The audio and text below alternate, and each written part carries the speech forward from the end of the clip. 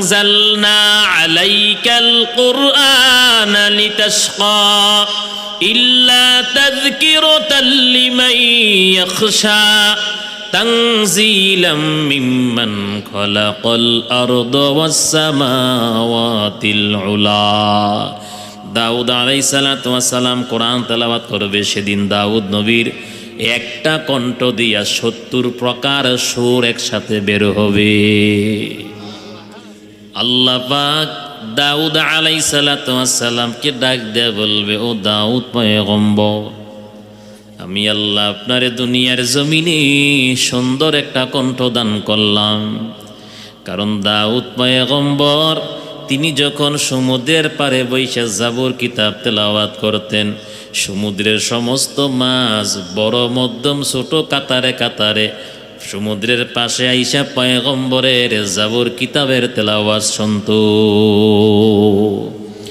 আসমানের পশু পাখিগুলি পর্যন্ত জমিনের মধ্যে ভিড় জমাইত পয়গম্বরের তেলাওয়াত শোনার জন্য। দাউদ আলাইহিস সালাতু ওয়াস সালাম মনে মনে চিন্তা করবে, আমি তো কোরআনের যুগে ছিলাম না, কিভাবে আমি কোরআন তেলাওয়াত করব? মানুষের দিলের খবর কে জানে? আল্লাহ পাক বলেন, ইন্নাল্লাহা আলিমুন খাবীর। আল্লাহ পাক বলে, নিশ্চয়ই আমি আল্লাহ মানুষের অন্তরের খবর জানি, মানুষ কি করবে, কি ধারণা করে, কি চিন্তা করে তাও জানি। আল্লাহ পাক দাউদ পয়গম্বর মনে মনে চিন্তা করবে, আল্লাহ সাথে সাথে ৩০ পারা কোরআনের হাফেজ বানাইয়া দিবে। দাউদ আলাইহিস সালাতু ওয়াস সালাম কোরআন তেলাওয়াত করবে। সূরাতুত তাহা তেলাওয়াত শুরু হয়ে গেল। তাহা মা আনজালনা আলাইকাল কুরআনা লিতাশকা ইল্লা তাযকিরাতাল লিমান ইয়াখশা তানজিলাম মিম্মান খালাকাল আরদা ওয়াস সামাওয়াতিল উলা। দাউদ আলাইহিস সালাতু ওয়াস সালাম কোরআন তেলাওয়াত করবে। সেদিন দাউদ নবীর একটা কণ্ঠ দিয়া ৭০ প্রকার সুর একসাথে বের হবে। আর জান্নাতীরা সুন্দর কণ্ঠ পাইলেই তো এমনিই নাচে, নাচেনিও। দেখেন না মাঝে মাঝে কাওয়ালি বাওয়ালি আলতু ফালতু কত বাংলাদেশের গায়ক গায়িকারা রাত্র ১২টার পরে কি মধুর সুরে গাঁজা খায় আর টানে। কথা কোন ঠিক না বেঠি? টানেনি, সারা রাত্র ব্যাপী গান গায়, এর ক্লান্ত লাগে না। নামাজের কথা কইলে সম্ভব না, কাপড় ভালো না। কথা কোন ঠিক না বেঠি? নামাজের কথা কইলে ঠেড়া পড়ে, কিন্তু সারা রাত গান শুনতে পারবো, আছে না নাই? ওই জান্নাতীরা মাথা ধুলতে থাকবে, কারণ যখন গজলটা সুন্দর হয়, মনোযোগ দিয়ে মানুষ শুনে, তেলাওয়াতটা যদি সুন্দর হয়, আপনাদের মসজিদের ইমাম সাহেব কত সুন্দর তেলাওয়াত করে, তেলাওয়াতটা যদি সুন্দর হয়, মনোযোগ দিয়ে কোরআন তেলাওয়াতটা শুনে সুবহানাল্লাহ। আর দাউদ আলাইহিস সালাতু ওয়াস সালাম কেমন একজন পয়গম্বর ছিলেন, যিনি নবীর বাবা, আল্লাহ রাব্বুল আলামিন যাকে জাবুর কিতাব দান করেছিলেন। পয়গম্বর আবার জান্নাতের ভিতরে তেলাওয়াত করে, একটা কণ্ঠ দিয়ে ৭০ রকম সুর বের হচ্ছে। সুবহানাল্লাহ। দাউদ নবী তেলাওয়াত করতে থাকবে, আল্লাহ পাক ডাক দিয়ে বলবে, ও জান্নাতীরা, এর চাইতে আরো মজার তেলাওয়াত তোমরা শুনতে চাওনি? জান্নাতীরা বলবে, ও মালিক, এর চাইতে আরো মজার তেলাওয়াত আছে নাকি? আল্লাহ রাব্বুল আলামিন ডাক দিয়া বলবে, ও দাউদ পয়গম্বর, আপনার তেলাওয়াত বন্ধ করুন, কারণ এই কোরআনের জন্য আপনি কষ্ট করেন নাই, কোরআনের জন্য আপনি রক্ত জমিনের মধ্যে ঢালেন নাই, দান দান শহীদ করেন নাই। আজ এই সেমিনারের এই মাহফিলের প্রধান অতিথি হলেন আখিরি জামানার পয়গম্বর মুহাম্মদুর রাসূলুল্লাহ। সকলেই পড়েন সাল্লাল্লাহু আলাইহি ওয়াসাল্লাম। আল্লাহ পাক ডাক দিয়ে বলবে, ও পয়গম্বর, আজকে মাহফিলের সেমিনারের আপনি হলেন প্রধান অতিথি। বলেন তো একটা সেমিনারের প্রধান অতিথির সম্মানটা কম না বেশি? সুবহানাল্লাহ কোন না? আল্লাহ পাক বিশেষ অতিথি বানাইলেন দাউদ নবীরে, প্রধান অতিথি বানাইলেন আমগো নবীরে, আর সভাপতিত্ব আমার আল্লাহ নিজেই করবেন। সুবহানাল্লাহ। আল্লাহ পাক ডাকদা বলেন, ও পয়গম্বর, এই কোরআনের জন্য দুনিয়ার জমিনের মধ্যে আপনি কম কষ্ট করেন নাই। কোরআনের জন্য কত রক্ত ঢাললেন জমিনের মধ্যে। আবু লাহাব কত অত্যাচার চালাইলো, আবু লাহাব কত অত্যাচার চালাইলো, উতবা সাহেবারা কত অত্যাচার চালাইলো, আপনার উপর কত নির্যাতনের শিকার। কারণ আমার মায়ার নবী মক্কার মধ্যে বৈশা কোরআন তেলাওয়াত করতেছেন। ওই দুষ্ট আবু লাহাব এবং তার স্ত্রী হাতের মধ্যে পাথর নিয়া আমাদের নবীরে তালাশ করে পাথর মারবে, নবীকে মারবে। নাউজুবিল্লাহ। আল্লাহর নবী কোরআন তেলাওয়াত করতেছেন, কোরআন তেলাওয়াত করতেছেন। আবু বকর সিদ্দিক রাদিয়াল্লাহু তাআলা আনহু পাশে দাঁড়ায় আছেন, না নবী কোরআন তেলাওয়াত করেন। আবু লাহাব এবং তার স্ত্রী হাতের মধ্যে পাথর নিয়ে আইসা কয়, ও আবু বকর, তুমগো সমাজ নেতা মুহাম্মদ কই? তাড়াতাড়ি মুহাম্মদ রে বাইর কইরা দাও, আজকে তার মাথা ফাড়াইয়ালাম। আবু বকর সিদ্দিক রাদিয়াল্লাহু তাআলা আনহু তিনি বলে, আমি দেখতেছি নবীজি এখানে কোরআন তেলাওয়াত করতেছেন, আর আবু লাহাব এবং তার স্ত্রী নবীরে দেখে না। যেহেতু তারা নবীরে দেখে না, আমি দেখতেছি, অতএব আমার বলারও দরকার নাই, নবীজি এখানে বসে তেলাওয়াত করে। আল্লাহ পাক বলেন, ও পয়গম্বর, যখন আপনি কোরআন তেলাওয়াত করেন, আমি আল্লাহ আপনার মাঝে এবং বেঈমানদের মাঝে পর্দা ফালাইয়া আমি আল্লাহ আপনার নবীরে হেফাজত করি। সুবহানাল্লাহ। আজ বর্তমান দুনিয়ার মানুষরে একজন আর একজনের সিকিউরিটি গার্ড হয়, বডি গার্ড হয় মানুষ। কথা কোন ঠিক না বে ঠিক?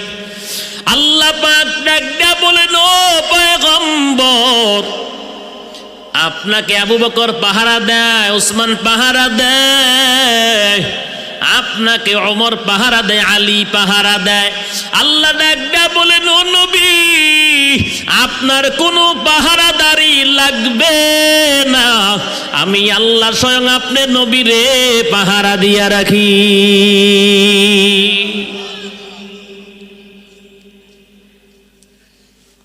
মায়ার নবী, রহমতের নবী, সরওয়ারে দু আলম,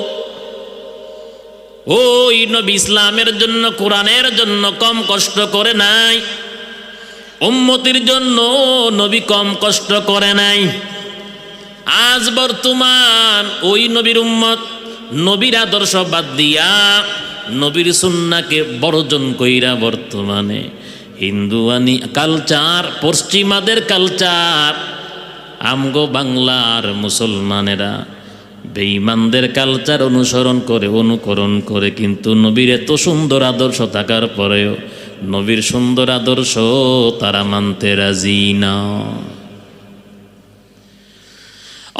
নবীর উম্মত যতদিন পর্যন্ত জমিনের মধ্যে নবীর আদর্শ পঙ্খানুপঙ্খানুভাবে না মানবে, যেই জাতি, যেই গোষ্ঠী, যেই দেশ নবীর আদর্শ পঙ্খানুপঙ্খানুভাবে না মানবে, মুখে দাবি করবে নবীর উম্মত, আল্লাহর কসম করে বলি, ততদিন পর্যন্ত ওই গোষ্ঠী, ওই জাতি, ওই দেশের মুসলমান নির্যাতিত হবে।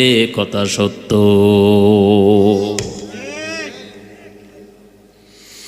আমার কথা নয়, রহমতের নবী সরওয়ারে দু আলম ১৫০০ বছর আগে নবী হাদিস বয়ান করেন। قال رسول الله صلى الله عليه وسلم تركت فيكم أمرين لن تضلوا ما تمسكتم بهما كتاب الله وسنة رسولي। পাইছেননি প্রমাণ? কথা বলেন না কেন? প্রমাণ পাইছেননি? মায়ার নবী বলেন, আল্লাহর কোরআন আমি নবীর সুন্নাহ যদি তোমরা বর্জন করে ফেলো, যদি তোমাদের সাথে তোমরা না রাখো, মজবুত করে যদি না ধরো, তাহলে অবশ্যই তোমরা জমিনের মধ্যে নির্যাতিত হবে, মাইর খাইবে। এলাকার মুসলমান আল্লাহর গোলাম মায়ার নবী, রহমতের নবী, সরওয়ারে দু আলম, ওই নবীর আদর্শ আজকে আমগো মধ্যে নাই। নবী বলেন ছোটরা বড়দেরকে শ্রদ্ধা করবে, বড়রা ছোটদেরকে স্নেহ করবে। বলেন তো এই সুন্নতটা আমাদের মধ্যে আসেনি? আদর্শটা আমাদের মধ্যে আসেনি? আজ বর্তমানে ছোট ছোট পিচ্ছি পোলাপান দাড়ি পাকাওয়ালা মুরব্বীদের সাথে চোখ রাঙাইয়া ধমক দিয়ে কথা বলে বেয়াদবি করে, আসে না নাই? বড়রা পর্যন্ত ছোটদেরকে স্নেহ করে না, আসেনি? কথা বলেন না কেন? হয়নি? মায়ার নবী বলেন যতক্ষণ না পর্যন্ত ছোটরা বড়দেরকে শ্রদ্ধা না করবে, বড়রা যতক্ষণ না পর্যন্ত ছোটদেরকে স্নেহ না করবে, তারা আমার উম্মতের অন্তর্ভুক্ত হতে পারবে না। আল্লাহ রাব্বুল আলামিন বলবেন, ও পয়গম্বর, আমি আল্লাহ পাক আপনার উপর কোরআন নাজিল করলাম, আর আজকে সেমিনারের আপনি প্রধান অতিথি। নবী, আপনি কোরআন থেকে তেলাওয়াত করেন। আমার আপনার নবী, মায়ার নবী, রহমতের নবী, সরওয়ারে দু আলম নবীজি মহাগ্রন্থ আল কোরআন থেকে সূরা ইয়াসিন তেলাওয়াত করবে।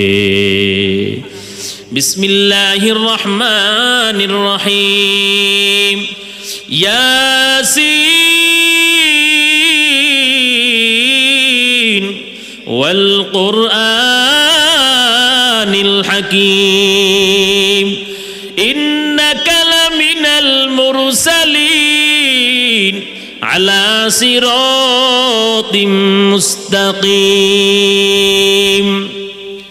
জান্নাতীরা মায়ার নবী, আমাদের নবীর কোরআন তেলাওয়াত শুনে আর বলা বলি করবে, দাউদ নবীর কোরআনের তেলাওয়াতের চাইতে মুহাম্মদুর রাসূলুল্লাহ সাল্লাল্লাহু আলাইহি ওয়াসাল্লামের কোরআন তেলাওয়াত হাজার গুণে বেশি সুন্দর। কারণ আবু জাহেল পর্যন্ত মিশরের জমিন থেকে জাদুঘর বাড়াই না কইতো, জাদুঘর তোর যত শক্তি আছে সব তুই ব্যবহার কর, এরপর মুহাম্মদের জবানটা বন্ধ কর। তোমাকে যত স্বর্ণ মুদ্রা যা চাও আমি তাই তোমারে দেব, এর উপর আব্দুল্লাহর বেটা মুহাম্মদের জবানটা বন্ধ কর, তেলাওয়াত যেন করতে না পারে। কারণ আমার নবী এত সুন্দরভাবে কোরআন তেলাওয়াত করতেন, বহু কাফের বেঈমানেরা শুধু নবীর তেলাওয়াত শুই না কালেমা পরে মুসলমান হইতো। এবার ওই সামাদ নামে জাদুঘর মায়ার নবী, রহমতের নবী, সরওয়ারে দু আলম আমার নবীর সামনে যায়, জাদুগিরি দেখাবে, নবীর জবান বন্ধ করবে। আল্লাহ নবী কোরআন তেলাওয়াত করতেছেন, মধুর সুরে নবী কোরআন তেলাওয়াত করতেছেন, আর হতভম্ব হইয়া একেবারে আশ্চর্য অবস্থায় ওই সামাদ নামে জাদুঘর মায়ার নবীর দিকে তাকায় আছে। নবীজি শুধু কোরআন তেলাওয়াত করতেছেন, একটা সময় নবীর কাছে গিয়া চোখ থেকে পানি ছেড়ে কান্না করে। আদবের সাথে আমার নবীর সামনে বসার পর নবীজি কোরআন তেলাওয়াত বন্ধ করলেন না, ডাক দিয়া বলল, কি ব্যাপার? আবু জাহেল তোমারে ভাড়া কইরা আনছে আমার জবান বন্ধ করার জন্য। ওই জাদুকর ডাক দিয়া বলে, ও পয়গম্বর, আমি আপনার সামনে কত বেয়াদবি করলাম, ও নবী আপনি আপনারে চিনতে পারি নাই, কারণ আপনি যা জবান দিয়ে উচ্চারণ করেন আসলে এগুলো মানুষের কোনো বানানো কথা নয়। আপনি জবান দিয়ে তখন পর্যন্ত যা তেলাওয়াত করলেন আসলে এগুলো কোনো আরবি ভাষাও নয়, ব্যক্তিগত কোনো মানুষের কথা নয়।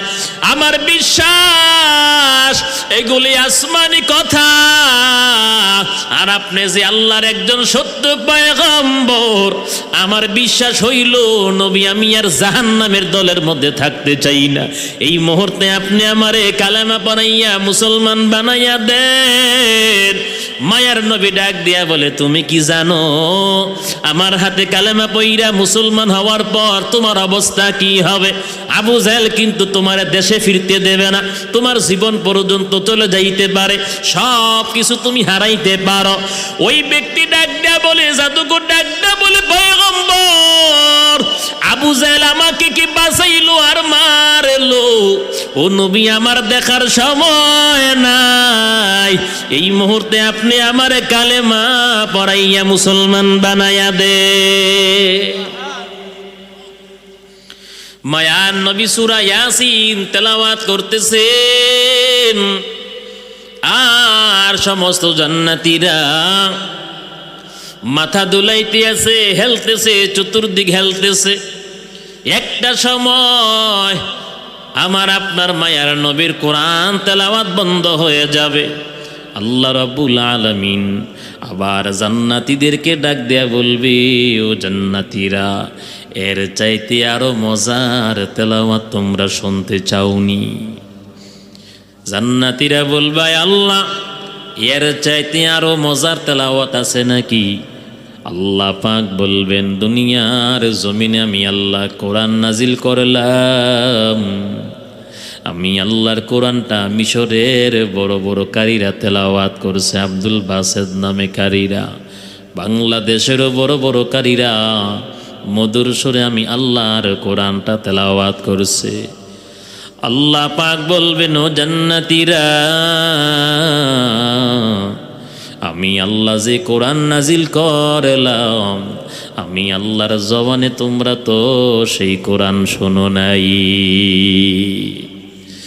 এবার আল্লাহ রাব্বুল আলামিন যখন কোরআন তেলাওয়াত করবে, আল্লাহ এবং তার বান্দাদের মাঝখানে, ওই জান্নাতীদের মাঝখানে কোনো পর্দা থাকবে না, সমস্ত পর্দা উঠাইয়া দিবে।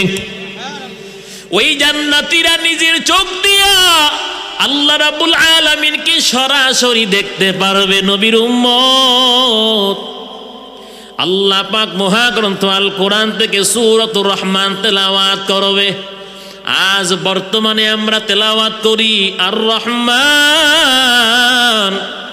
আল্লাহ পাক সেদিন তেলাওয়াত করবে আনার রহমান। কারণ আল্লাহ পাক বলেন, আমি তো সেই রহমান। দুনিয়ার জমিনে যেই রহমানের কথা তোমরা বারবার শুনছো, বারবার তেলাওয়াত করছো, আল্লাহ পাক সেদিন পড়বে আর আনার রহমান আল্লামাল কুরআন খালাকাল ইনসান আল্লামাহুল বায়ান الشمس والقمر بحسبان والنجم والشجر يسجدان والسماء رفعها ووضع الميزان ألا تطغوا في الميزان وأقيموا الوزن بالقسط ولا تخسروا الميزان والأرض وضعها للأنام فيها فاكهة والنخل ذات الأكمام والحب ذو العصف والريحان فبأي آلاء ربكما تكذبان আল্লাহ রাব্বুল আলামিন সূরাতুর রহমান তেলাওয়াত করবেন। আল্লাহ পাক যখন তেলাওয়াত করবেন, আল্লাহর সরাসরি নূরের তাজাল্লি সমস্ত জান্নাতীদের উপর পড়বে। এবার জান্নাতীরা গলা কাটা মুরগির মতন ছটফট করবে, জান্নাতের ভিতরে গড়াগড়ি করবে। আর জান্নাতের ভিতর থেকে হুরগেল মান্ডা পত্র লেখা লেখা আল্লাহর কাছে পাঠাবে, ও মালিক, আয় আল্লাহ, আপনার তেলাওয়াত তাড়াতাড়ি বন্ধ করুন। আপনার তেলাওয়াত যদি বন্ধ না করেন, আমাদের স্বামীরা অজ্ঞান হয়ে যাবে, জীবনে জ্ঞান ফিরে আসবে না। জান্নাতের হুরগিল মান্ডা যখন পত্র একের পর এক লেখালেখি করবে, আল্লাহ পাক তেলাওয়াত শেষ করবে আর ডাক দেয়া বলবে, ও জান্নাতীরা, যার যার জান্নাতের বাড়িতে চলে যাও। এবার সমস্ত জান্নাতীরা যখন যার যার বাড়ি জান্নাতে চলে যাবে, উরগেল মান্ডা বড় বড় চোখ করে তাকায়া থাকবে।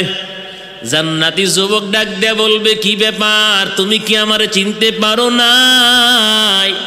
আমি তো তোমার স্বামী, এই জান্নাতের মালিক। এবার হুরগেল মান্ডা বলবে, অবশ্যই চিনতে পারছি, তবে আল্লাহর সামনে যাওয়ার আগে যতটুকু সুন্দর দেখছিলাম, আল্লাহর নূরের তাজাল্লি সরাসরি পড়ার কারণে আগের চাইতে 1000 গুণে বেশি সুন্দর দেখা যায়। আল্লাহ পাক বলেন, ফালিয়ামাল আমালান সালিহা, আমার সাক্ষাৎ যারা পেতে চাও, আমারে যারা দেখতে চাও, আমলে সালেহ লাগবে, বিশুদ্ধ নামাজ লাগবে, একেবারে বিশুদ্ধ নামাজ, বিশুদ্ধ একটা আত্মা লাগবে, একেবারে পবিত্র একটা কলব লাগবে, নামাজ লাগবে, জাকাত লাগবে, রোজা লাগবে, পর্দা লাগবে, কোরআন তেলাওয়াত লাগবে, হজ লাগবে, জাকাত লাগবে, আল্লাহর ইবাদত লাগবে, নবীর সুন্নাহ লাগবে, নবীর আদর্শ লাগবে। আল্লাহ পাক বলেন, ওয়ালা ইউশরিক বিইবাদাতি রাব্বিহি আহাদা। খবরদার, সাবধান, জমিনের মধ্যে যতদিন বাঁচবা আমি আল্লাহর ইবাদতে শিরিক করবা না। রাজি আছেন তো সবাই? আজ থেকে আমরা সবাই শিরিক বর্জন করব। রাজি আছেননি সবাই? রাজি যদি হন, 2টা হাত উঠাই আমার মালিক রে দেখাইয়া দেন, ও মালিক, জীবনে আর কোনো দিন শিরিক করব না, জীবনে কোনো দিন মাজারওয়ালার কাছে কিছু চাইব না, জীবনে কোনো দিন মাজারে মান্নত করব না। আল্লাহ, ও আল্লাহ, তওবা করতেছি, পিছনে যদি করেও থাকি আপনি মাফ করে দেন। ও আল্লাহর, জীবনে কোনো দিন শিরিক করব না, আপনার কাছে সন্তান চাইব, আপনার কাছে চাকরি চাইব, আপনার কাছে রিজিক চাইব, আরোগ্যের জন্য আপনার কাছে চাইব, এরপরে কোনো গায়রুল্লাহর কাছে হাত পাতব না। আল্লাহ আমাদের সবাইকে কবুল করুক, বলেন আমিন।